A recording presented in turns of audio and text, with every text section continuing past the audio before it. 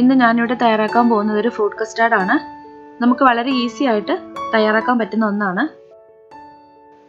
അതെങ്ങനെയാണ് തയ്യാറാക്കുന്നതെന്ന് നോക്കാം. അതിനു വേണ്ടിയിട്ട് ആദ്യം നമുക്കൊരു ഷുഗർ സിറപ്പ് തയ്യാറാക്കണം. അതിനായിട്ട് ഞാനിവിടെ ഒരു പാൻ വെച്ചിട്ടുണ്ട്. ഇതിലേക്ക് 2 ടേബിൾ സ്പൂൺ പഞ്ചസാരയും 1/4 കപ്പ് വെള്ളവും കൂടി ചേർക്കാം. പഞ്ചസാര വെള്ളത്തിൽ നന്നായിട്ട് അലിഞ്ഞ് വെള്ളമൊക്കെ ഒന്ന് തിളച്ച് ഒരല്പം തിക്കായി വരുമ്പോൾ നമുക്ക് സ്റ്റവ് ഓഫ് ചെയ്തെടുക്കാം. ഇപ്പോൾ ഇത് പാകമായിട്ട് വന്നിട്ടുണ്ട്. ഇനി നമുക്ക് സ്റ്റവ് ഓഫ് ചെയ്യാം. എന്നിട്ട് തണുക്കാനായിട്ട് മാറ്റി വയ്ക്കാം. ഇനി നമുക്ക് ഇതിലേക്ക് ആവശ്യമായിട്ടുള്ള ഫ്രൂട്ട്സ് ഒക്കെ കട്ട് ചെയ്തെടുക്കാം.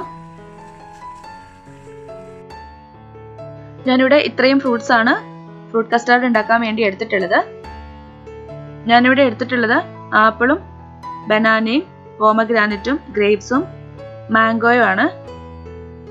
ഇതിലേക്ക് നമുക്ക് ആവശ്യമായിട്ടുള്ള നമുക്ക് ഇഷ്ടമുള്ള ഫ്രൂട്ട്സ് ഏതൊക്കെയാണെന്ന് വെച്ചാൽ അത്രയും ചേർക്കാം. പ്രത്യേകിച്ച് അളവൊന്നുമില്ല. നമ്മളുടെ ഇഷ്ടത്തിനനുസരിച്ച് എത്ര വേണമെങ്കിലും ചേർക്കാവുന്നതാണ്.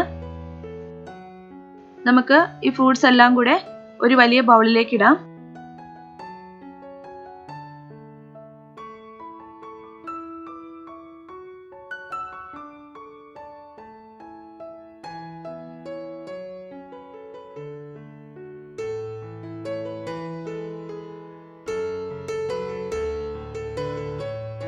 ഇപ്പോൾ നമ്മൾ ഫ്രൂട്ട്സ് എല്ലാം കൂടി ബൗളിലേക്ക് ഇട്ടിട്ടുണ്ട്. ഇനി ഇതിലേക്ക് നമ്മൾ നേരത്തെ തയ്യാറാക്കി വെച്ചിരുന്ന ഷുഗർ സിറപ്പ് ഒഴിച്ചു കൊടുത്തിട്ട് ഇതെല്ലാം കൂടി നന്നായിട്ടൊന്ന് മിക്സ് ചെയ്യാം. അതിനുശേഷം നമുക്കിത് കുറച്ച് നേരം ഫ്രിഡ്ജിൽ വെക്കാം. ഇപ്പോൾ ഈ ഫ്രൂട്ട്സിലേക്ക് ഈ ഷുഗർ ഒക്കെ പിടിച്ച് അത് നല്ലൊരു ടേസ്റ്റ് ആയിട്ടിരിക്കും. അതിന് വേണ്ടിയിട്ടാണ് ഷുഗർ സിറപ്പ് ചേർക്കുന്നത്.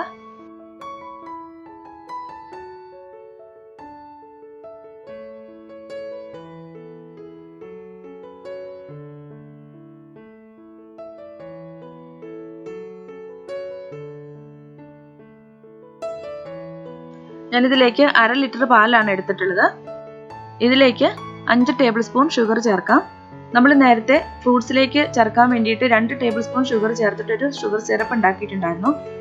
അപ്പോൾ അതും കൂടി ആഡ് ചെയ്തിട്ട് വേണം നമ്മൾ ഇതിലെ മൊത്തം ഷുഗർ എടുക്കാനായിട്ട്. ആകെ നമ്മൾ 7 ടേബിൾ സ്പൂൺ ഷുഗറാണ് ഇതിലേക്ക് ചേർക്കുന്നത്. നിങ്ങൾക്ക് കൂടുതൽ മധുരം വേണമെന്നുണ്ടെങ്കിൽ പഞ്ചസാര കൂടുതൽ ചേർത്താൽ മതി. ഞാനിപ്പോൾ ഇതിലേക്ക് ആകെ ചേർക്കുന്നത് 7 ടേബിൾ സ്പൂൺ ഷുഗറാണ്. പാലൊന്ന് തിളച്ച് വരുമ്പോഴേക്കും നമുക്കിതിലേക്ക് കസ്റ്റാർഡ് പൗഡർ ആഡ് ചെയ്യാം.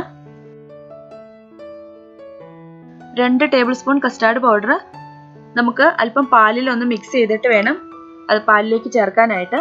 ഡയറക്റ്റ് ആയിട്ട് കസ്റ്റാർഡ് പൗഡർ തിളയ്ക്കുന്ന പാലിലേക്ക് ചേർക്കാൻ പാടില്ല. അത് പെട്ടെന്ന് കട്ടയായി പോകും. ഇതൊട്ടും കട്ടയില്ലാതെ നന്നായിട്ടൊന്ന് കലക്കിയെടുക്കണം. ഇപ്പോൾ നമ്മളിത് മിക്സ് ചെയ്ത് വെച്ചിട്ടുണ്ട്. ഇനി നമുക്കിത് പാലിലേക്ക് ചേർക്കാം. പാല് തിളച്ചു തുടങ്ങിയിട്ടുണ്ട്. ഇനി നമുക്കിതിലേക്ക് കസ്റ്റാർഡ് പൗഡറിന്റെ മിക്സ് ചേർക്കാം. നമ്മൾ ഈ മിക്സ് പാലിലേക്ക് ചേർക്കുമ്പോൾ തന്നെ ഇത് ഇളക്കി കൊടുത്തോണ്ടേ ഇരിക്കണം. കസ്റ്റാർഡ് പൗഡർ ആയതുകൊണ്ട് അത് വേഗം കട്ട പിടിക്കാൻ സാധ്യതയുണ്ട്. മീഡിയം ഫ്ലെയിമിൽ വെച്ചിട്ട് ഇളക്കി കൊടുത്തോണ്ടിരിക്കാം.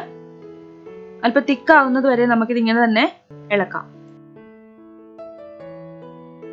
നമുക്കിതിലേക്ക് 1/2 ടീസ്പൂൺ വാനില എസൻസും കൂടി ചേർക്കാം.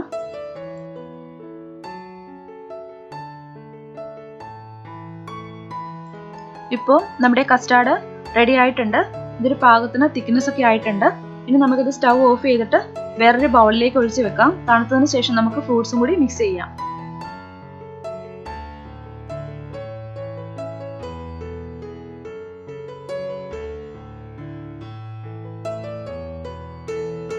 നമ്മുടെ കസ്റ്റാർഡ് ഇപ്പോൾ നന്നായിട്ട് തണുത്തിട്ടുണ്ട്. നമ്മൾ നേരത്തെ കട്ട് ചെയ്ത് ഫ്രിഡ്ജിൽ വെച്ചിരുന്ന ഫ്രൂട്ട്സ് ആണിത്. ഇതിലേക്ക് നമുക്ക് കസ്റ്റാർഡ് ചേർത്തൊന്ന് മിക്സ് ചെയ്യാം.